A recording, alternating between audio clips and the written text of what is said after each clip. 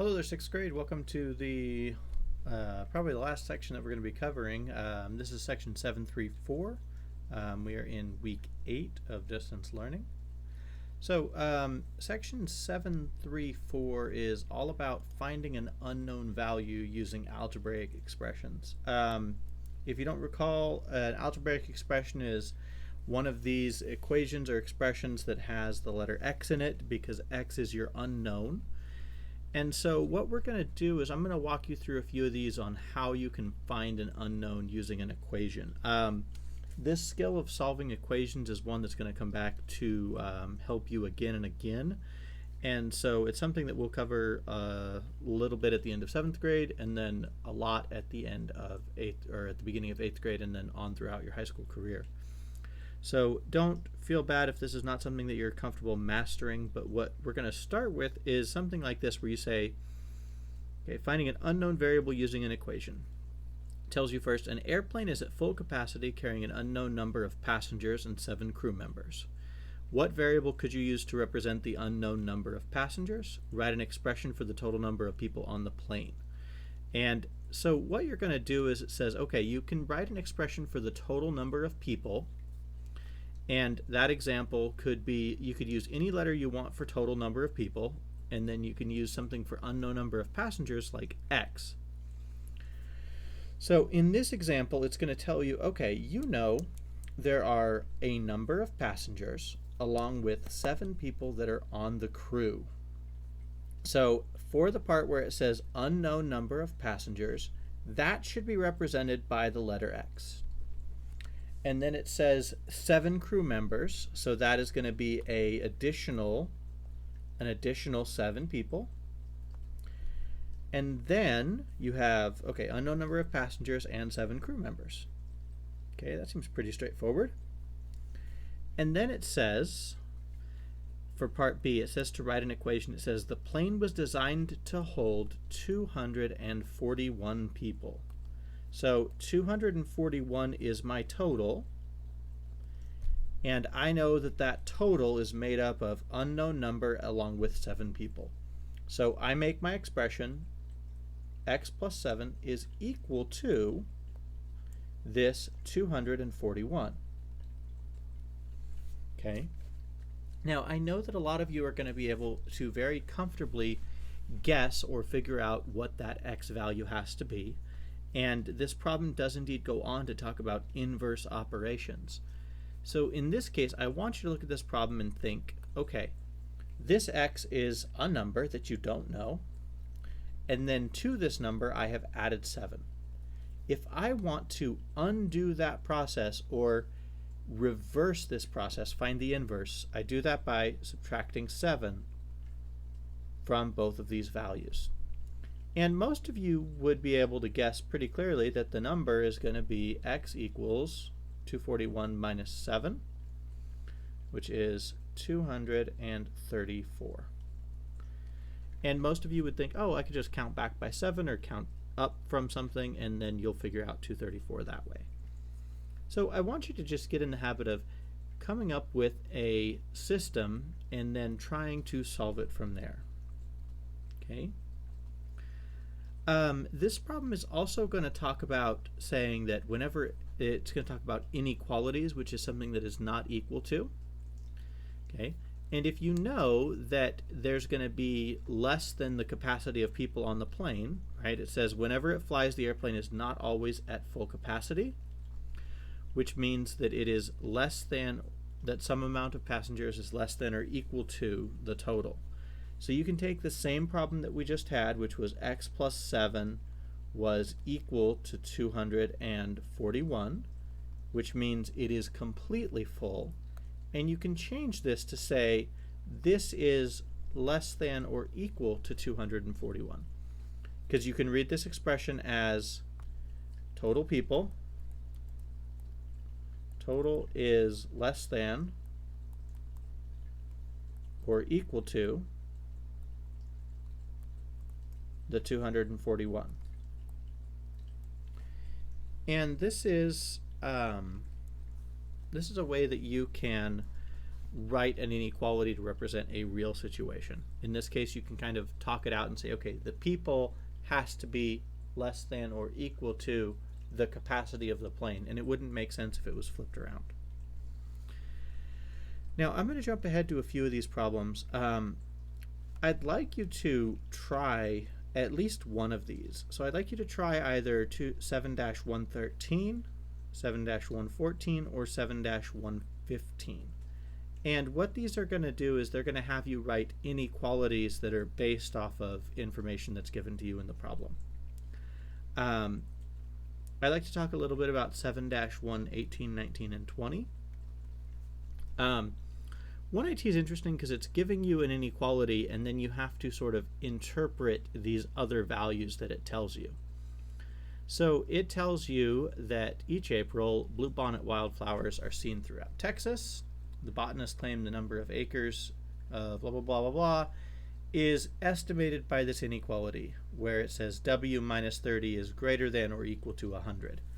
Now, what that's going to tell you is that if you were given a value of W, you can test it in this inequality. And if you look at these numbers, 100 and, I don't know, let's look at 126 as the guess, right? This is a local resident who's guessing. If you plugged that into this problem, you would put 126 minus 30 greater than or equal to 110, and then you're going to test it, see if it's true. This value is 94 is greater than or equal to 110, and in this case this is not true. This is a false statement. So this guess is out. But the nice thing is that you don't have to plug in and test all of these numbers, because that would be nightmarishly difficult, or well, not that hard, it would just take a while.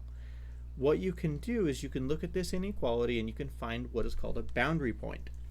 So if you wanted to find the smallest number W that makes this true, you'd think, okay, some number minus 30 is greater than or equal to 110. Ask yourself what value lets it hit 110. In other words, what makes W minus 30 equal to 110? And if you think, oh, okay, something minus 30 is 110, oh, that's got to be 40, oh, 140. That's fine, it's a good way to guess and check, but the easy thing is you just add 30 to these,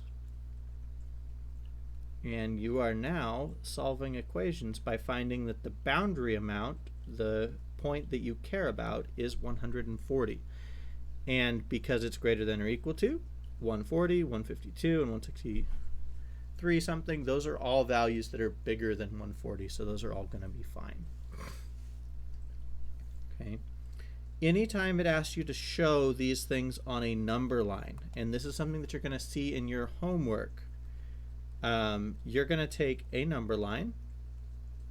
You're going to put the important point, the boundary point, also known as the critical point, on your number line. So I'm going to just put it dead center.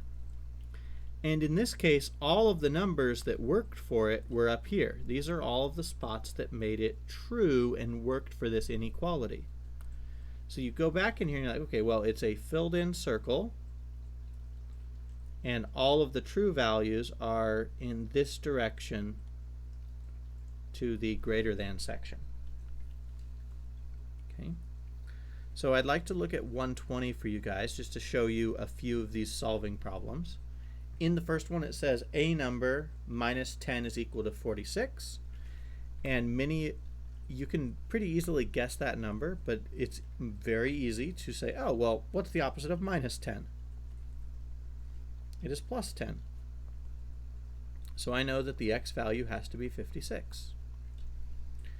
Go to the next one, you're like, okay, well, if you have to show it on a number line, and I know that showing just a normal number on a number line is not really that valuable, because you just have a number line and then you just have a dot at 56.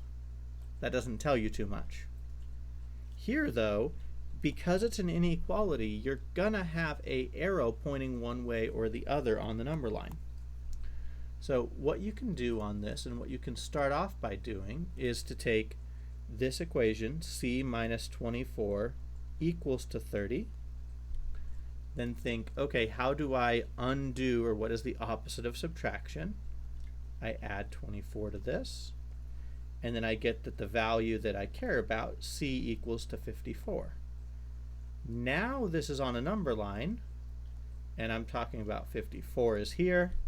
I'm going to put a dot there to show that it's sitting at 54, and then it says greater than or equal to, or in other words, if I plugged in, like, I don't know, 100, I know that that's going to work for this. I know if I put 100 in here, 100 minus 24 is greater than or equal to 30. Well, duh, it's 100 take away 24. It's got to be bigger than 30. So you draw an arrow pointing off to the side to show all of those numbers. Okay. Part E is a weird solving one. If you think you can do it, I'd like you to try. But if not, I don't want you to stress too much about something like that right now. If you read that problem as y, which is a number, divided by 4 makes 15, what you're going to do is you're then going to do the opposite of division, which is going to be multiplying by 4. And you get that the y is equal to 60. If you're comfortable with that, go ahead and do that, think about it. If not, then we will go more into depth on that later. It's not the end of the world if you don't know how to do that yet. Now, I'm going to review some of the homework stuff here. Okay, I will review some of these homework problems real quick. So let me pull up your homework assignment first. Just make sure that I'm not reviewing the wrong one. Okay, so what I want you to look at first on this one is it says to write an equation for the problem below and solve it. And it says be sure to define your variable. That process where you define your variable is indeed super important. Okay, the define your variable part is important, and it is challenging to remember to do. I don't have my homework up here right now, so I'll just do this. So when you define it, you start with a let statement that starts with the phrase let, and then you're going to use a letter. I like to use X because it doesn't get mistaken for other letters or numbers. It says the regular price of your favorite jeans has been reduced by $18. So let X equals regular price of jeans. And so then you write your equation. It has been reduced by $18, so you have X minus $18 is equal to 26. And then you're going to just solve that by adding 18 to both sides. The distributive property on 122 is to multiply a 5 through both of those values. And likewise, you do that with a 34 or a 9, depending on the problem. Make sure you are multiplying each number. So this would be 5 times 2 is 10x. 5 times 1 is plus 5. 7-123 is asking you to figure out how far this total building is. How many total floors is this building? Starts off somewhere in the middle. You don't know where that is. So he starts off at something that you don't know. He goes up by 4. Goes down by 3, goes up by 1, then down by 9. And at the end of all of that, he is at the ground floor, which means his height is 0. So use something like this to figure out what total height is the building, and then where did he start. Okay, figure out where he started at. Okay. Let's go look at 124. I believe I skipped this problem on your homework. If not, then I should have. Okay, it's going to...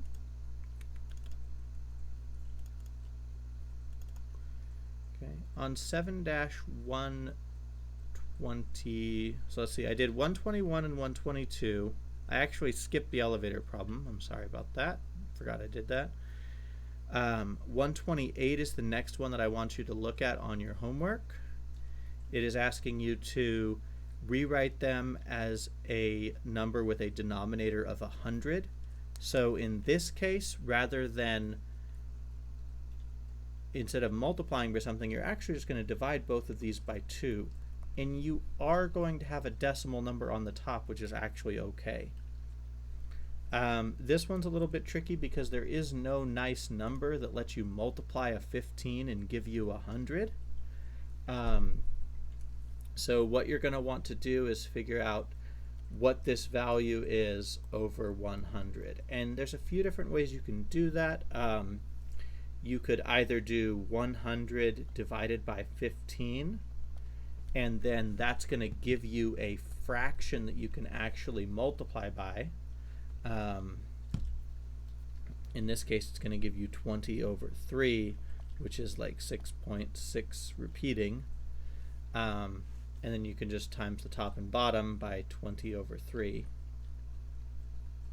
which is not ideal, but it's going to give you a weird decimal. Okay. And then next on your homework is going to be problem 129. Okay, it says that you've got a person planning a party. They're putting 3 chocolates and 4 hard candies in each bag. So you can figure out the total here, and then this expression, which is 10 times 3 plus 4. So I just want you to practice using some of these. And then 7-130 is asking you to use a generic rectangle, which, if you don't recall, is going to look something like this. Again, I'm setting it at 3 by 3 as this size because these are each 3-digit numbers. So reminder to how those work: you put 400, 60, and 7 there, and then you do 300 and 90 and 2, and then you multiply to fill in the insides of each of these. So this top left corner would be 1, 2, and then 4 zeros. 1, 2, 3, 4. Okay. That's all for section 734. Next up is the homework help video for the closure and then the review attached to it.